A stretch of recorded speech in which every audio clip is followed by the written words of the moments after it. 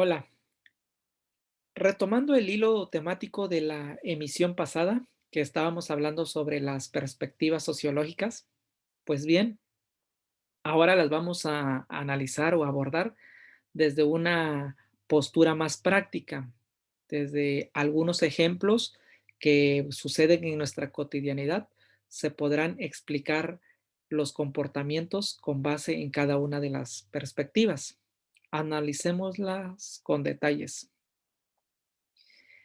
Aquí he puesto 4 columnas. En la primera están los atributos o las características que se van a analizar y al margen derecho hay 3 columnas en las cuales están las perspectivas. La funcionalista, la del conflicto y feminista, como tienen cierto paralelismo, las he integrado en una sola columna, y la interaccionista por otro lado. El primer atributo o característica que vamos a analizar es la sociedad. ¿Cómo entienden las perspectivas la sociedad? La funcionalista, ya habíamos dicho que la entiende como una sociedad estable e integrada en el que todas las instituciones o estructuras que la conforman son básicas y elementales para su supervivencia, para que se mantengan y evolucionen. Los de la teoría del conflicto y feminista, o la perspectiva feminista y conflicto, la ven a la sociedad como en constante lucha y en constante tensión, luchando por el poder, por los servicios de salud, de educación, etcétera. Mientras que la postura interaccionista ve a la sociedad como una parte del microcosmos que está en constante interacción, que es una sociedad activa y que está interactuando. Prácticamente de ahí deriva su nombre, de interaccionista, de interacción. El siguiente atributo que vamos a estudiar es el análisis, es decir, cómo estudian estas perspectivas a la sociedad. La funcionalista la estudia a nivel macrosocial, es decir, a nivel general, a nivel sociedad. No se va a las particularidades, sino que de un estudio macrosocial. Lo mismo la perspectiva del conflicto y feminista lo estudian desde esa magnitud, a nivel macrosocial. Mientras que la interaccionista, habíamos dicho en la emisión pasada que para poder estudiar, por ejemplo, el grupo de pandillas, el grupo de la familia, tiene que inmiscuirse en esos ámbitos y por lo tanto su estudio es a nivel microsocial, ya es más particular, ya no es general. El tercer atributo que vamos a estudiar es los conceptos claves. Hay ciertos conceptos que son básicos o elementales en cada una de las perspectivas. En la perspectiva funcionalista tenemos 3 elementos o 3 conceptos claves: las funciones manifiestas, las funciones latentes y las disfunciones. Rápidamente las explicaremos. Las funciones manifiestas son todas aquellas características, todos aquellos elementos o textos que están expresados, que están explícitamente enunciados, o son todas aquellas normas, reglamentos y palabras que están expuestas a la luz de los ojos de todas las personas. En un ejemplo, para que nos entendamos claramente, cuando un estudiante va a entrar a la universidad, pensemos que llega y pide información sobre cierta licenciatura.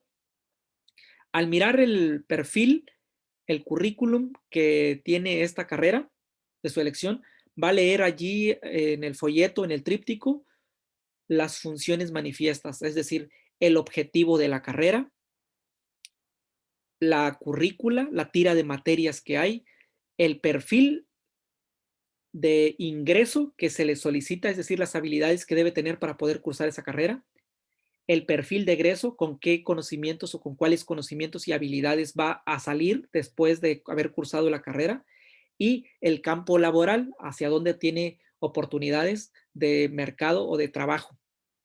Pero ahí está manifiesto, ahí dice, el objetivo de esta carrera es formar y preparar profesionales en esto y lo otro.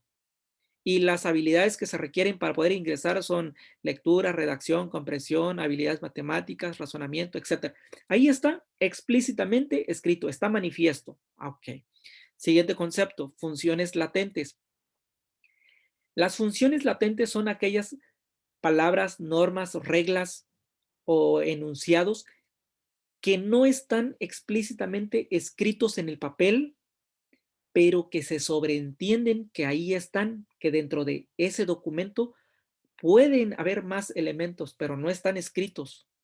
No es su función escribirlas o plasmarlas. Por ejemplo, volviéndonos al estudiante que fue a pedir información sobre la universidad para una carrera. Una de las funciones latentes o escondidas, porque eso podríamos decirlo, que está latente pero está escondido, que no se manifiesta, es que en la universidad, al momento que él haya decidido entrar a la carrera, presenta el examen, lo pasa y ha asistido a la carrera, una de las funciones latentes, aparte de que él va a obtener su carrera, su título como profesional, es que va a hacer amistades. Es que probablemente ahí encuentre novia o es que más aún probablemente esa novia se convierta en su esposa.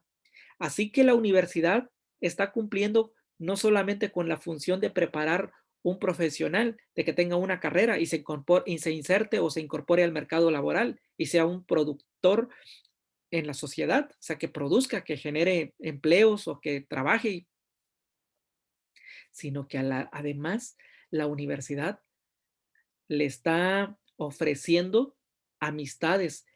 Le pudo haber ofrecido la novia que él quería, le pudo haber ofrecido la esposa o la familia que él tiene, la obtuvo de la universidad, pero la universidad no va a poner ahí como propósito o como objetivo una función latente, es decir, vas a entrar a la universidad y vas a obtener tu licenciatura, tu grado y tu cédula profesional y además vas a hacer amigos y puedes adquirir una novia o encontrar una novia o un novio y vas a formar tu familia. Eso no es su deber, no es su función de una universidad explicitar o manifestar eso. Esas son las funciones manifiestas y las funciones latentes. Es decir, que en toda sociedad, en todas las instituciones, en todas las instituciones hay funciones latentes y hay funciones manifiestas. En tu casa, por ejemplo, en la familia, que es una institución, hay funciones manifiestas y hay funciones latentes. Las funciones manifiestas son, por ejemplo, cuando los papás dicen, este es el reglamento de la casa. Necesito que la mesa, o por ejemplo la mamá, la mesa de comer esté siempre limpia. ¿Ya? Eso es una función latente y la puede escribir, pegarla en un papelito y pegarla a la vista de todos en el refrigerador o en una pared o ahí mismo en la mesa. Y una función latente es que, por ejemplo, si se te derramó algo de comida, algo de líquido, de una bebida en la mesa, aunque ya hayas recogido los platos, los vasos, las tazas, limpiar esa mancha es una función latente, aunque no dice el papelito.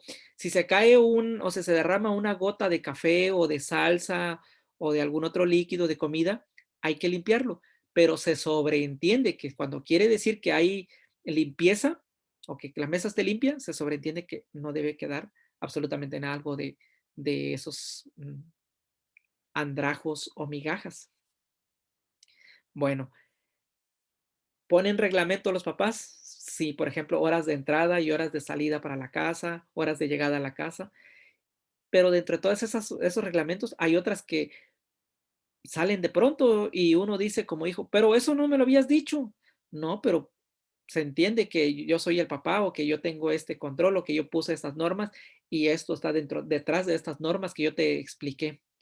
Y a veces eso nos parece como injusto, incomprensible, pero son funciones que están ahí latentes, están ahí escondidas. Y, y en cuanto a las disfunciones, ellos creen que siempre hay desorden en la sociedad, pero para ajustar ese desorden hay leyes jurídicas que permiten que se entre otra vez al orden. Ahora, ¿cómo ven los del conflicto y los del feminista los conceptos claves? Pues para ellos son los conceptos de la desigualdad. Desigualdad entre hombres y mujeres, desigualdad de oportunidades, y desigualdad entre ricos y pobres.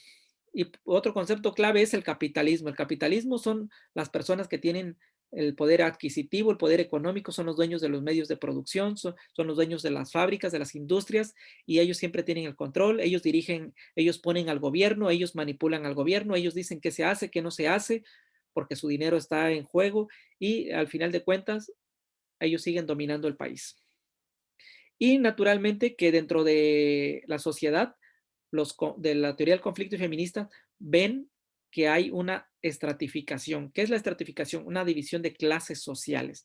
Están los ricos y los pobres. Para Marx nada más habían dos clases. Hoy en día entendemos que hay ricos, los que están, no son ni ricos ni pobres, y están la otra clase que es los pobres. Y se puede hacer una subclasificación de todas esas que tendríamos hasta 9 clasificaciones, pero no es el caso. Lo importante aquí es que entendamos que la estratificación se refiere a las clases sociales, que están muy marcadas, muy distinguidas en nuestra sociedad, debido al capitalismo, según los del conflicto. Ahora, ¿cómo lo ven los interaccionistas? Los conceptos claves son los símbolos, los códigos que manejan los grupos, las instituciones, las microinstituciones. Pues esos símbolos se basan, algunos de ellos, en el lenguaje verbal. Otros símbolos pueden ser tener un tatuaje, tener una marca o cortarse el cabello de una forma, pintárselo de una manera, vestirse de una forma. Esos son símbolos que ellos comparten, pero también hay símbolos que se traducen en códigos del lenguaje y que también son compartidos por ellos. Y también el lenguaje no verbal, por ejemplo, la postura de una persona, las palabras que no se dicen con el cuerpo, con las miradas, las fragancias, los olores que nosotros nos utilizamos como las lociones o los perfumes, todo eso es un lenguaje no verbal que está comunicando algo. En una de las diapositivas que vimos en la emisión anterior, vimos el caso, cuando estaba en la parte introductoria, vimos de una mujer que está parada en la calle con tacones, minifalda y con un cigarro en la mano. Esa postura, esa posición que tiene la mujer que está parada allí, ya se ha estigmatizado, ya se ha hecho un prejuicio, ya tenemos preconcebido a qué se dedica la mujer. Aunque no necesariamente ella se esté dedicando a eso. Puede ser que otra persona con otra intencionalidad se ponga de esa misma manera y no necesariamente se dedique a ese oficio, a esa profesión. Pero usualmente esas posturas para mucha persona, ese lenguaje no corporal, perdón, ese lenguaje corporal está comunicando algo, está diciendo algo. Bueno, otro atributo que hay que estudiar son la cooperación, el consenso y la corrección en la cuestión funcionalista. Esto de la cooperación, consenso y corrección tiene que ver con las funciones, sobre todo las funciones manifiestas. Cuando hay desorden, cuando hay una disfunción, pues se logra a través de la corrección. ¿Cómo? A través de las leyes. Lo corrigen, lo meten a la cárcel o paga una multa o hace un servicio social, se corrige para que haya una organización o para que haya un orden. Pero antes de llegar a esa corrección, pues debe haber una cooperación o un consenso entre ambas partes, mediar qué se puede hacer, qué no se puede hacer para evitar pasar a situaciones más severas, más estrictas, más penosas o más vergonzosas. Ellos manejan así para mantener el orden. Por otro lado, del conflicto y feministas, ellos ven que la sociedad no la manejan con orden, con tolerancia, sino como a través de la fuerza, a través de la represión y a través de la coerción.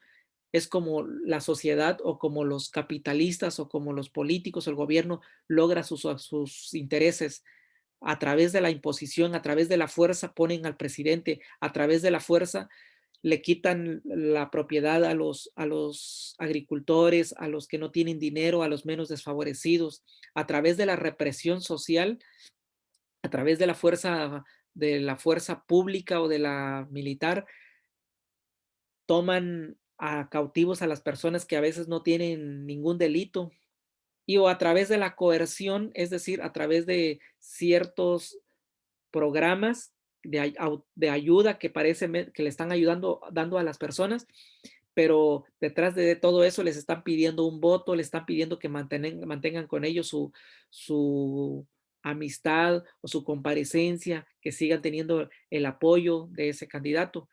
Entonces les dicen, te vamos a dar una despensa, pero dentro de esa despensa hay un lenguaje, también una función latente que no está manifiesta, le están diciendo, mira, te estoy regalando esto, y la gente entiende y sobreentiende, me está ayudando con esto, pues ya, para la próxima o en este momento, pues voy a seguir votando por esa persona. Entonces, a través de la coerción, así ven estas perspectivas que utilizan los dueños del poder, sus intereses. ¿Y cómo lo ven los interaccionistas? Pues ellos ven que para no llegar al orden, al desorden o al caos, ni utilizar la represión, pues ellos se basan mucho en que el lenguaje siempre es importante, es decir, el diálogo, la cooperación y la tolerancia. Tolerancia, respetar las ideas, la idiosincrasia del otro grupo, de la otra familia, de la otra institución, de si se visten de esa manera o si hablan estos códigos, si tienen este acento, esta habla. Todas esas cuestiones para ellos es muy importante la tolerancia, que si existe ese margen de respeto, pues no se llegará a la corrección ni a la represión o reprensión. Ahora, ¿quiénes son los expositores de la perspectiva funcionalista? Los máximos representantes son Emily Durkheim, Robert Merton y Talcott Parson. Estos tres personajes son los que proponen o promueven la sociología funcionalista o estructural funcionalista y las que la estudian, la comprenden y la explican desde esta perspectiva. Los del conflicto se le ubican más a su precursor, a Carlos Marx, y después de él a Webb Du Bois, y también como precursora del feminismo a Ida Well Barnett, hablando en términos de la sociología feminista. Porque claro que si hablamos de feminismo, pues ya estaba también Simona de Beauvoir, que fue una de las primeras o de las pioneras en hablar de la lucha del feminismo. Pero eso no es el asunto de hoy. Y por parte de la perspectiva interaccionista, los principales representantes teóricos son George H. Mead, Charles Holton Cooley y Erving Goffman. Erving Goffman es un sociólogo también que hizo una teoría derivada más específica del interaccionismo. Ok, vamos a ver unos ejemplos prácticos de lo que les había comentado hace ratitos. Bien, aquí tengo las 4 perspectivas: funcionalista, del conflicto, feminista y la interaccionista. Tengo 4 ejemplos para analizarlo. La desviación social, es decir, cuando las personas no se ajustan a las normas que la sociedad ha establecido como las normas válidas, efectivas para lograr la armonía, la paz, el bienestar y la felicidad. Otro ejemplo sería el deporte. El otro ejemplo sería la institución de la familia y otro ejemplo sería las etnias. ¿Cómo lo estudian cada uno de estas perspectivas? La perspectiva funcionalista, en cuanto vamos a analizar primero la desviación social. Para ellos es muy importante, para la funcionalista, las leyes y el orden.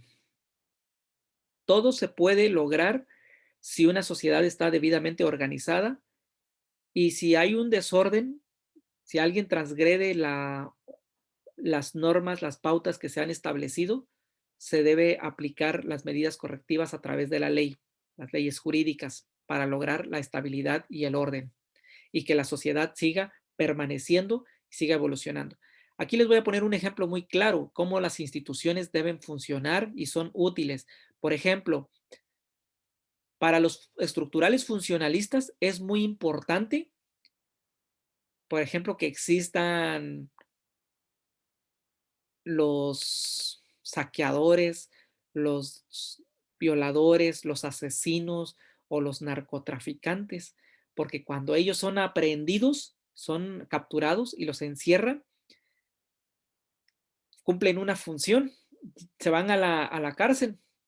Y en esa institución, en la cárcel, pues naturalmente, esa es otra institución que no les había hablado, hay otro papel que van a desempeñar ahí, pues se van a reformar, se van a rehabilitar y de alguna manera muchos de ellos se rehabilitan y entienden, encuentran su sentido y se reincorporan a la sociedad. Y para los guardias para los guardias o todo el personal que trabaja en las cárceles, es muy importante para ellos que existan este tipo de personas delictivas, porque si no existen ellos, se acaba su trabajo.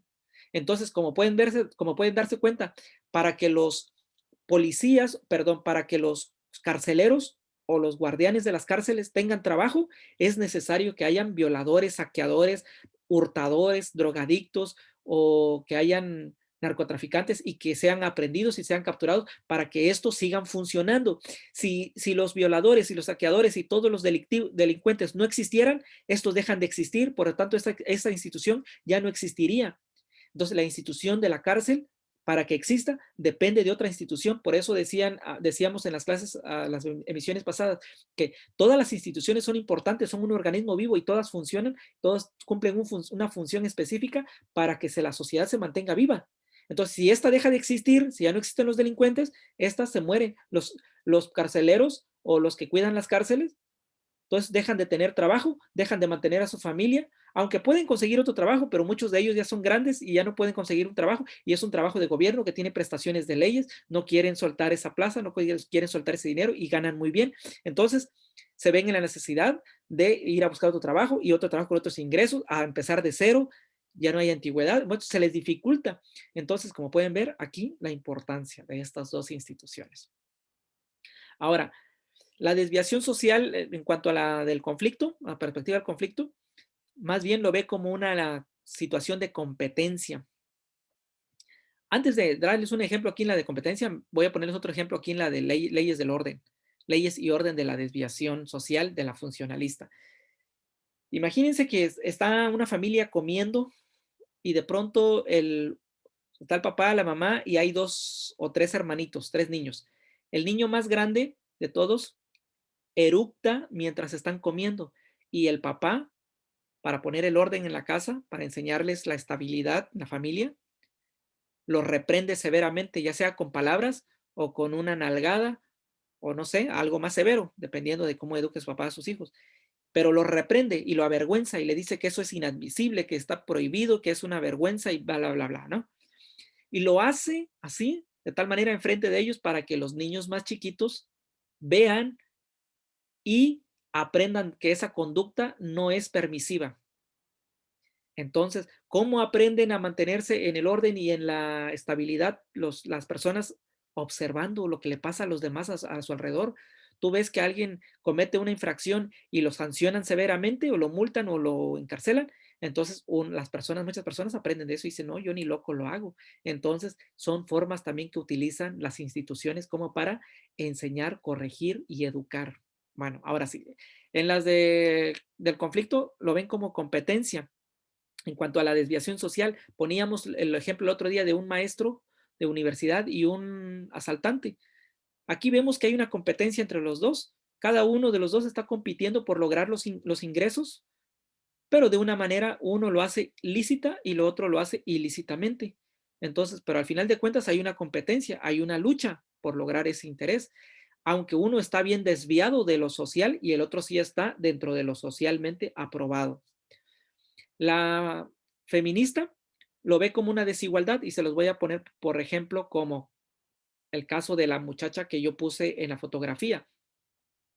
¿Por qué no ponemos una fotografía de un hombre que se está prostituyendo? Porque el del hombre no es mal visto, pero si se pone el de una mujer sí es mal vista. ¿Pero por qué si los dos se están prostituyendo? Los dos se dedican al mismo oficio, a la misma trabajo, a la misma profesión, pero solo que el caso de las mujeres es mal vista. Incluso pasa, por ejemplo, en las familias. El papá, mi hijo ya tiene 12 años y tiene novia. A eso es todo, es un verdadero hombre, es un macho. Pero si la niña a los 12 años empieza a tener novio, ya la está tratando como una cualquiera y no la está bajando del oficio a la que se dedican las señoritas en la calle. Y no le está permitido tener novio sino hasta los 18 o 20 o 25 o hasta que termine su carrera o hasta que ella esté trabajando. Entonces, ahí las mujeres, la postura feminista dice, ¿por qué si él a los 12 años tiene novio, por qué yo no puedo tener a los 12 años tener si él tiene a la novia a los 12, yo por qué no puedo tener el novio a los 12 años? Y ellos lo que buscan la equidad. y están en su justo derecho, lo cual me parece muy bien. El, en Estados Unidos, antes de 1993, los hombres podían tener sexo con sus esposas aun cuando ellas no quisieran. La mujer no quería tener sexo, el hombre podía tener sexo con ella porque era su derecho, supuestamente.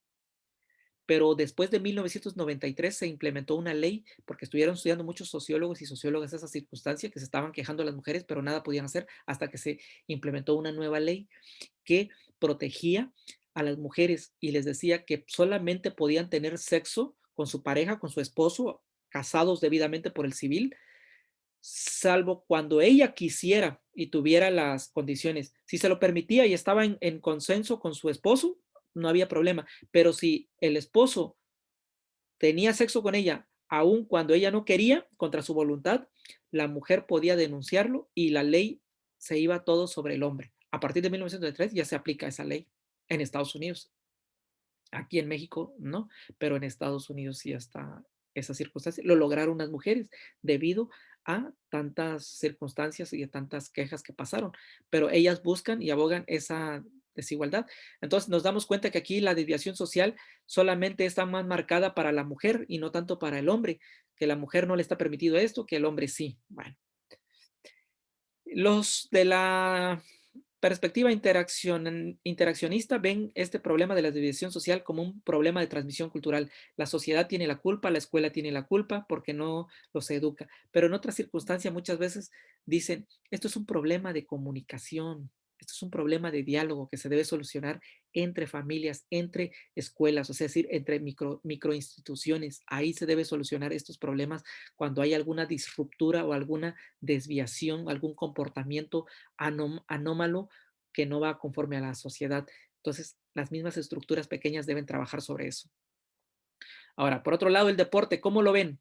En la primera, la funcionalista dice que el deporte puede funcionar como una válvula de escape, libera energía a aquellas personas que están cansadas y ir a ver un partido de fútbol o de básquetbol o de béisbol, se liberan y se olvidan del mundo, del trabajo y regresan a su casa más relajados. Pero también dice que funciona como una forma de fomentar los valores, de promover la diversidad cultural y también señala que es muy importante porque los seres humanos, los hombres o las mujeres pueden alcanzar sus propósitos y hacer dinero y conseguir sus bienes. Eso es lo que ven los funcionalistas, porque es una institución que sirve para esparcirse, para relajarse, para ejercitar la mente, ejercitar el cuerpo y ejercitar el espíritu. Y ven que el deporte es una institución también muy funcional en la sociedad y que la gente debe practicarlo para poder estar en armonía y en paz porque libera mucha tensión. Por otro lado, los del conflicto ven en el deporte un negocio lucrativo, es decir, ven como mafia. Si ven el fútbol americano, dicen, no, pues este equipo ya pagó todo o el narcotráfico compró la apuesta y pues tiene que dejarse ganar o tiene que dejarse perder y así sucesivamente. O en las apuestas, lo vemos en los casinos, pues todo ese tipo de deportes se ve como un negocio, más bien que, y también lo ven así como diciendo, los atletas piensan que están ganando, pero no son ellos los que ganan son los managers, los representantes o los dueños de esas empresas son los que ganan porque los profesionales nada más están ganando una parte, una miseria, además de que los explotan, los tienen ahí comiendo cierto tipo de alimentos, no les prohíben ver a su familia, no les prohíben esto, o les prohíben, mejor dicho, esto y lo otro y aquello, y entonces los someten a cierto tipo de enervantes o psicotrópicos, y ahí los tienen limitándose y los están explotando. Entonces ellos dicen que el deporte para ellos no es una forma de socializar, sino más bien es un negocio, es una forma de explotación en los atletas. Y ahora las feministas dicen en el deporte no hay equidad. Una tenista mujer y un tenista hombre no ganan lo mismo, gana más el hombre y ella se queja. ¿Por qué? Si es el mismo deporte. Y tienen toda la razón, es el mismo deporte, pero no ganan lo mismo. Una futbolista no gana lo mismo en cantidad de dinero que lo que gana un hombre en el fútbol, aun cuando es el mismo deporte. ¿Por qué? Entonces ahí ven ellos la disparidad, no hay equidad. Además, no todas las mujeres tienen derecho al deporte y no en todos los deportes pueden participar las mujeres. Hay ciertos deportes en que las mujeres pues no les permiten competir. Entonces todo eso es desigualdad. ¿Por qué? ¿Por qué? La pregunta de ellos. Entonces esa es la perspectiva de cómo ellos ven y analizan el deporte. Y los interaccionistas dicen, el deporte fortalece las redes sociales, sirve para que los papás, las mamás y los niños vayan a convivir y pasen un momento de esparcimiento. Además, sirve para que las personas allí también puede ser útil para que conozcan redes de amistades, conocen otra persona, se relacionan, pueden hacer amistades, conocer, llegar a un puesto, etcétera, de trabajo porque conocieron cierta persona, cierta figura. Eso es algo interesante. Pero también dicen los interaccionistas que el deporte puede fortalecer el repudio, el racismo o la xenofobia, porque cuando uno va o mira un partido de fútbol, sobre todo cuando juega México contra otra selección, ahí están los mexicanos o ahí estamos los mexicanos diciendo groserías, tratando de negros, tratando de no sé qué tipo de palabras groseras y obscenas le gritan al jugador. Incluso me ha tocado verlo a mí en los estadios, que le gritan de majaderías. ¿Pero por qué? Aun cuando sea de otro país, de otro color de piel, aun cuando tenga otras características o preferencias sexuales, no debiéramos de ser así, pero el deporte puede fomentar eso, fomenta el pleito, fomenta los vicios, fomenta la drogadicción, o sea, te puede prestar para todo eso. Y los interaccionistas dicen que puede verse como puntos negativos, pero también tiene muchos puntos positivos. Muy bien. Ahora pasamos al aspecto de la familia. En la perspectiva funcionalista, la familia la ven como la base de la reproducción, sirve para reproducir una generación a otra generación, es la base que protege, le da seguridad a las personas, a los niños o a los miembros de su familia, les da amor, afecto, les da educación, les da valores, les da enseñanza y les da todo ese tipo de armonía. Por eso es muy importante para ellos la institución de la familia. Pero los del conflicto no lo ven así, piensan que los que están en la familia, más bien hay una lucha de poderes, lucha de quién se va a quedar con la herencia, lucha por el dinero, la posesión del hijo privilegiado, etcétera. Dentro de la misma familia hay lucha, hay poder, hay pleito. Y los de la perspectiva feminista, cómo ven a la familia, siguen diciendo que en la familia hay patriarcado, que no hay matriarcado, que el papá se sigue haciendo lo que dice el hombre, los hijos hombres tienen más privilegios que las mujeres, pueden llegar más tarde, pueden fumar, pueden hacer lo otro, tienen más privilegios y más aprobación por parte del papá o de la mamá porque son hombres y las mujeres no, o tienen menos escasos posibilidades de acceder a otros lugares o servicios o cosas por el estilo. Entonces, ellas se siguen viendo que hay una notable diferencia y se puede prestar también para la lucha de herencia. Las mujeres dicen, mm, no, tú porque eres mujer te vas a casar con tu esposo y él te va a mantener y a los hijos se les va a dejar la herencia. Entonces siguen viendo esa parte también que hay una desigualdad, porque no hay la repartición de bienes equitativamente. Y los de la perspectiva de interaccionista, ¿cómo ven a la familia? La familia es lo más importante según ellos y es la base de la socialización. Y en esto pues concuerdan con la primera perspectiva, que es la funcionalista. Así ven de importante esto. Ahora, ¿cómo pudiéramos nosotros como sociólogos o los sociólogos, cómo estudian las etnias?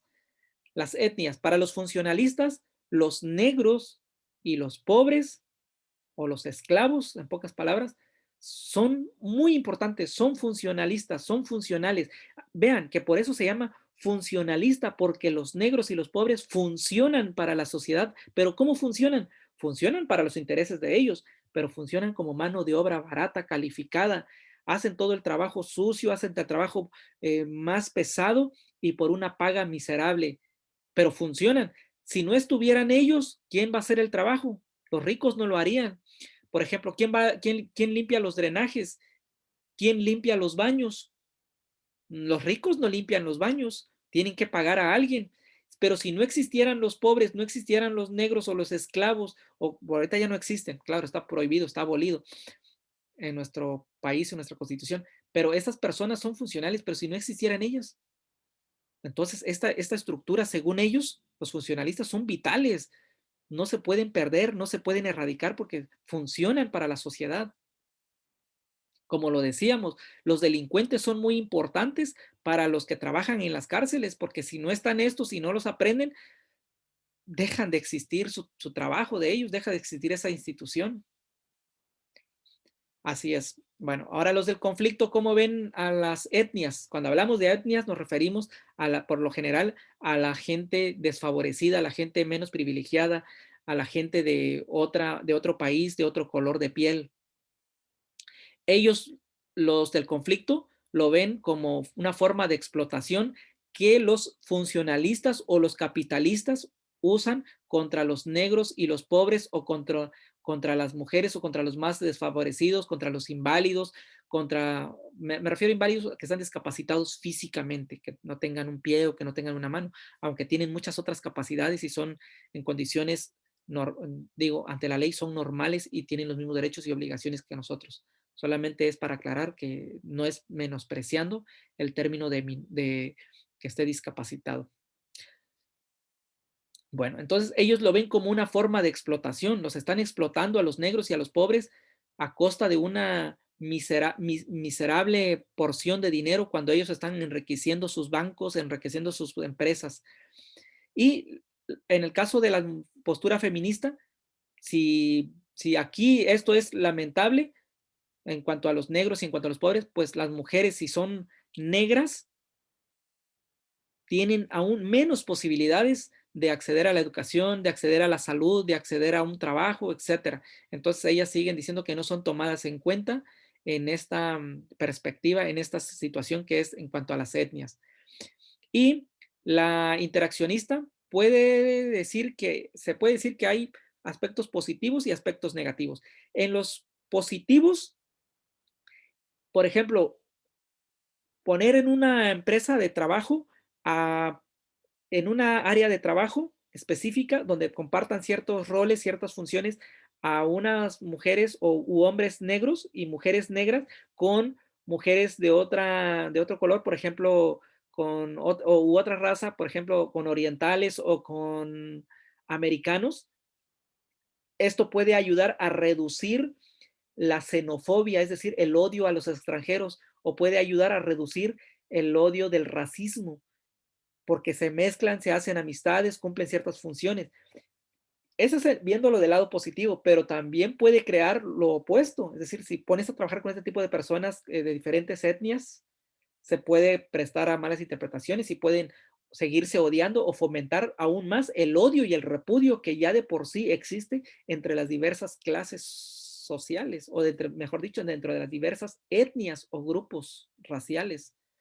Entonces, como puede haber puntos positivos, también los puede haber negativos aquí en esta perspectiva de la interacción, hablando de las etnias.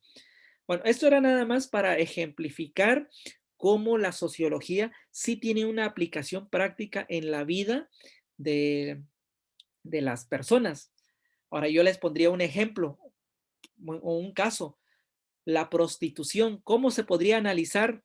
Aquí vimos la desviación social, o sea, un mal comportamiento cuando no está apegado a una norma jurídica o que está aprobado por la sociedad, porque hay normas sociales, hay normas jurídicas y también hay normas morales y hay normas sociales. Bueno, vimos lo del deporte, vimos la familia, vimos la etnia, pero ¿cómo se podría ver si yo hubiese puesto otro concepto aquí, por ejemplo, la prostitución? Bueno, los funcionalistas lo ven como algo muy importante, porque aquí hay un negocio para ellos, porque ellas les permiten de alguna manera a la sociedad liberar tensiones a otras personas, por ejemplo, que no tienen una pareja y pues van allí, consultan sus servicios. Entonces ellos dicen, esas personas son muy funcionales, son muy importantes que estén ahí, tanto hombres como mujeres, brindan un servicio a las demás personas. Entonces funcionan. Ah, qué interesante.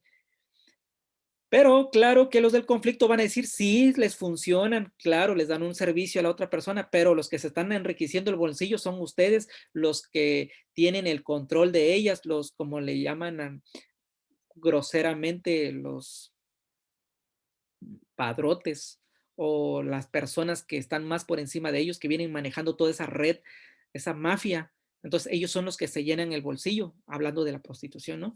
Las feministas seguirían diciendo, ¿por qué se trata con mayor desigualdad e injusticia a la mujer? ¿Por qué es más mal vista a la mujer si también el hombre se dedica a esa misma actividad, ese mismo oficio?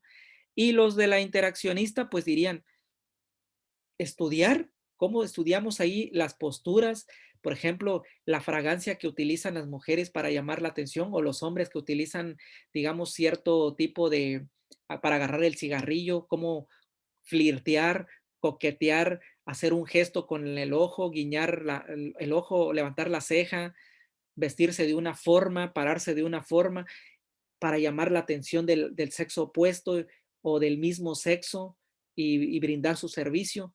Entonces, los interaccionistas dicen, habría que estudiar todos esos símbolos, ese lenguaje corporal que ellos utilizan, la aroma, la postura, el peinado, todo eso son elementos que se pueden estudiar y decir, bueno, ahí está, son códigos de comunicación. Entonces, si se dan cuenta que los sociólogos, para entender el comportamiento del ser humano en la sociedad, lo manejan y lo estudian desde estas dimensiones, desde estas perspectivas. Hasta aquí terminamos esta sesión, esta emisión, esperando que les haya sido de utilidad y hayamos alcanzado a explicar y abordar lo más importante de las perspectivas sociológicas. Nos vemos en la próxima emisión.